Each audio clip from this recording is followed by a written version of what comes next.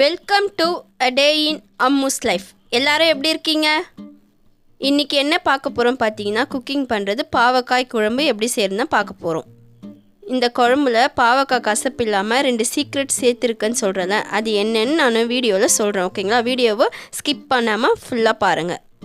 பாவக்காய் சொன்னாலே எல்லார் வீட்லேயுமே குழந்தைங்க விரும்பி சாப்பிட மாட்டாங்க. ஆனால் நான் இப்போ செய்கிற மெத்தடில் நீங்கள் செஞ்சு கொடுத்தீங்கன்னா கண்டிப்பாக அவங்க விரும்பி சாப்பிடுவாங்க. இந்த பாவக்காய் இருக்கால, இவ எப்போவுமே கசப்பாக தான் இருப்பாள். அது ஏன்னு தெரியல. அது அந்த பாவக்காய்க்குள்ள சீக்ரெட்டு. அந்த சீக்ரெட்டை முறியடிக்கு தான் நாம் 2 சீக்ரெட்டை இதில் சேர்க்க போகிறோம். சரி, வாங்க எப்படி குக் பண்ணுறதுன்னு பார்க்கலாம். உங்களுக்கு எவ்வளோ பாவக்காய் வேணுமோ நீங்கள் வாங்கிக்கோங்க. எனக்கு தேவைப்படுதுன்னு நான் இவ்வளோ பாவக்காய் வாங்கிட்டேன். பாவக்காயில் பார்த்தீங்கன்னா மண்ணெலாம் இருக்கும். அதனால் இந்த மாதிரி ஒரு 1/2 hour போட்டு ஊற வச்சுடுங்க.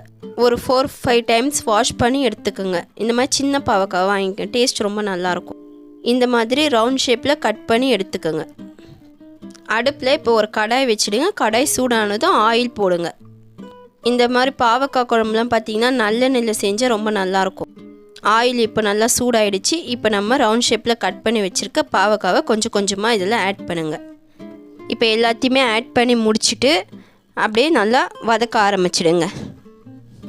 அடுப்பை பார்த்திங்கன்னா ஸ்லோ ஃப்ளேமில் வச்சு வதக்குங்க, இல்லைன்னா தீஞ்சு போயிடும். பாவக்காவை இந்த மாதிரி வதக்கி செய்யும் போது நம்ம சாப்பிடும்போது அதோட டேஸ்ட் ரொம்ப நல்லாயிருக்கும். பாவக்காய் நல்லா வதங்கிட்டு வருது. இந்த ஸ்டேஜில் நம்ம என்ன பண்ணணும் பார்த்தீங்கன்னா, கொஞ்சமாக எடுத்துக்கோங்க சால்ட்டு. இந்த பாவக்காய்க்கு தேவையான சால்ட்டு மட்டும் ஆட் பண்ணிவிட்டு மறுபடியும் நல்லா வதக்க ஆரம்பிச்சிடுங்க. உப்பு நிறைய சேர்க்க வேணாம். நான் பாவக்காயோட டேஸ்ட்டுக்காக கொஞ்சமாக உப்பு ஆட் பண்ணியிருக்கேன், அவ்வளோதான். இப்போ பாவக்காய் நல்லா வதங்கிடுச்சு. இதை ஒரு பிளேட்டில் நம்ம மாற்றிக்கலாம். இப்போ அதே கடையிலே கொஞ்சம் ஆயில் இருக்குது. இன்னும் கொஞ்சம் நம்மளுக்கு தேவையான ஆயில் ஆட் பண்ணிக்கோங்க. ஆயில் இப்போ நல்லா சூடாயிடுச்சு. 1 ஸ்பூன் கடுகு உளுந்து ஆட் பண்ணிக்கோங்க. கடுகு நல்லா பொரிட்டோம். அதுக்குள்ளே நம்ம தேவையானது எல்லாமே எடுத்து வச்சுக்கலாம். இப்போ 1 ஸ்பூன் அது கூடவே வெந்தயம் ஆட் பண்ணிக்கோங்க. வெந்தயம் நல்லா பொரிட்டோம். அது கூடவே 1 ஸ்பூன் ஜீரகம் ஆட் பண்ணுங்கள். ஜீரகம் நல்லா பொரிட்டோம். அது கூடவே 1 ஸ்பூன் சோம்பு ஆட் பண்ணிக்கோங்க. இப்போ நம்ம தோல் உரித்து வச்சுருக்கோம். ஒரு 10 சின்ன வெங்காயம் ஆட் பண்ணுங்கள். இப்போ நல்லா வதக்க ஆரம்பிச்சிடுங்க. சின்ன வெங்காயம் நம்ம கட் பண்ணாமல் முழுசாக போட்டதுனால கொஞ்சம் நல்லா வதங்கணும். சின்ன வெங்காயம் நல்லா வதங்கட்டும். இப்போ அது கூடவே நம்ம என்ன பண்ண போகிறோன்னா, 2 பெரிய வெங்காயம் வாஷ் பண்ணி கட் பண்ணி வச்சுருக்கேன். இந்த மாதிரி நீளமாக கட் பண்ணி எடுத்துக்கோங்க. இதையும் அதில் சேருங்க. இப்போ 2த்தையும் சேர்த்து நல்லா வதக்க ஆரம்பிச்சிடுங்க. வெங்காயத்தோட பச்சை வாசனை போகணும். அதனால் அதோட பச்சை வாசனை போகிற வரைக்கும் நல்லா வதக்குங்க. இந்த வெங்காயம் வதங்குற டைமில் நமக்கு தேவையான பொருள் எல்லாத்தையும் எடுத்து பக்கத்தில் வச்சுக்கோங்க. வெங்காயம் இந்த மாதிரி கோல்டன் ப்ரௌன் வர வரைக்கும் நல்லா வதக்குங்க. வதங்கிடுச்சு. அது கூடவே நம்ம தோல் உரித்து வச்சுருக்கோம். ஒரு 20 பல் பூண்டு எடுத்து சேர்த்துக்குங்க. அது கூடவே நம்ம வாஷ் பண்ணி வச்சுருக்கோம். அந்த கருவேப்பிலையும் ஆட் பண்ணிக்கோங்க. இப்போ இது எல்லாத்தையும் சேர்த்து நல்லா அப்படியே வதக்குங்க. உங்கள் வீட்டில் பாவக்காய் குழம்பு சாப்பிட மாட்டேன்னு சொல்கிறாங்களா? கண்டிப்பாக இனிமேல் சாப்பிடுவாங்க இந்த ரெசிபி பார்த்துட்டு. ஏன்னா இதே மாதிரி நீங்கள் வீட்டில் செஞ்சு கொடுங்க. அவ்வளோதான். இப்போது ஒரு 2 தக்காளி கட் பண்ணி வச்சுருக்கேன். அதை ஒரு மிக்ஸி ஜாரில் போட்டு அரைச்சி எடுத்துக்கோங்க. வெங்காயமாக இப்போ நல்லா வதங்கி வந்துடுச்சு. இப்போ நம்ம அரைச்சி வச்ச தக்காளி பேஸ்ட்டை ஆட் பண்ணிக்கோங்க கொஞ்சம் கொஞ்சமாக. இப்போ நல்லா வதக்க ஆரம்பிச்சிடுங்க. தக்காளியே நல்லா நைஸாக அரைக்கணும்னு அவசியம் இல்லை. ஒன்றும் பாதியமாக அரைச்சா கூட டேஸ்ட் ரொம்ப நல்லாயிருக்கும். தக்காளியோட பச்சை வாசனை போகிற வரைக்கும் நல்லா வதக்கணும். இந்த மாதிரி எண்ணெய் திரிஞ்சு வர ஸ்டேஜ் வரைக்கும் நல்லா வதக்கணும். நம்ம எதையுமே நல்லா வதக்காமல் செஞ்சோம்னா கண்டிப்பாக அதோட டேஸ்ட் நல்லா இருக்காது. இது கூடவே ஒரு 1/4 ஸ்பூன் மஞ்சத்தூள் ஆட் பண்ணிவிட்டு அதையும் சேர்த்து நல்லா வதக்க ஆரம்பிச்சிடுங்க.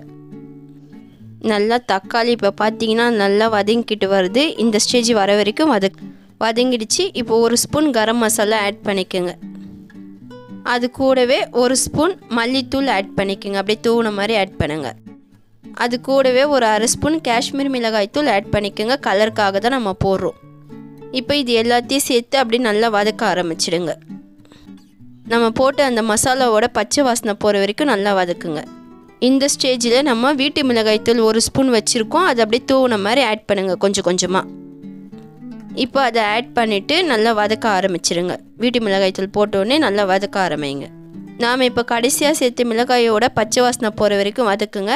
நல்லா வதங்கிடுச்சு. இந்த ஸ்டேஜில் நம்ம வதக்கி வச்சுருக்கோம்ல பாவக்காய், இதை எடுத்து ஆட் பண்ணுங்கள் கொஞ்சம் கொஞ்சமாக.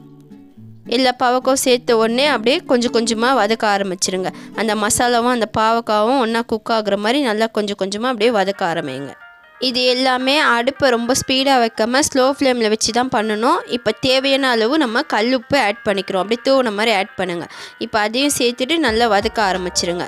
நம்ம போட்ட உப்பு பாவக்காய் மசாலா எல்லாமே ஒன்றா குக் ஆகுற மாதிரி அப்படியே தொழவி விடுங்க. இப்போ நம்ம தண்ணி சேர்க்காமல் ஒரு 1 மினிட் அப்படியே மூடி விட்டுருங்க. இப்போ மூடியை ஓப்பன் பண்ணி பாருங்கள், நல்லா வதங்கிட்டு வருது. இந்த ஸ்டேஜில் நல்லா தொழவி விடுங்க. நல்லா அப்படியே ஸ்லோ ஃப்ளேம்லேயே குக் ஆகுது. இந்த ஸ்டேஜில் நமக்கு தேவையான வாட்டர் ஆட் பண்ணிக்கணும். 1 கப்பு வாட்டர் எடுத்துருக்கேன், அதை அப்படியே ஆட் பண்ணிக்கோங்க. இப்போ நல்லா கலக்கி விடுங்க. தண்ணி நிறைய சேர்க்க வேணாம், எனக்கு 1 கப்பு போதும், அதனால தான் நான் கொஞ்சமாக ஆட் பண்ணியிருக்கேன். இப்போ ஒரு 2 மினிட்ஸ்க்கு அப்படியே மூடி போட்டு விட்டுருங்க. தேங்காவை இந்த மாதிரி கட் பண்ணி எடுத்துக்குங்க. உங்களுக்கு எவ்வளோ தேங்காய் வேணுமோ எடுத்துக்குங்க. மூடியை ஓப்பன் பண்ணி பாருங்கள், நல்லா கொதிச்சுட்டு வருது. அப்படியே ஒரு கலக்கி விடுங்க. நமக்கு குழம்புலாம் பார்த்திங்கன்னா இந்த மாதிரி யாருன்னா செய்யும்போது பார்க்கும்போது அப்போயே சாப்பிடணும் போல் தோணும். இப்போ தேவையான அளவு பெருங்காயத்தூள் ஆட் பண்ணிக்கோங்க. பெருங்காயத்தூள் ஆட் பண்ணியாச்சு. இப்போ அதை ஒரு கலக்கி விடுங்க. நம்ம ஸ்டார்டிங்லேயே பார்த்திங்கன்னா பெருங்காயத்தூள் சேர்க்கக்கூடாது. இந்த மாதிரி நடு ஸ்டேஜில் தான் நம்ம சேர்க்கணும். அப்போ தான் குழம்பு நல்லாயிருக்கும். நான் ஒரு சீக்ரெட் சொன்னல, அதுதான் இந்த வெல்லம்.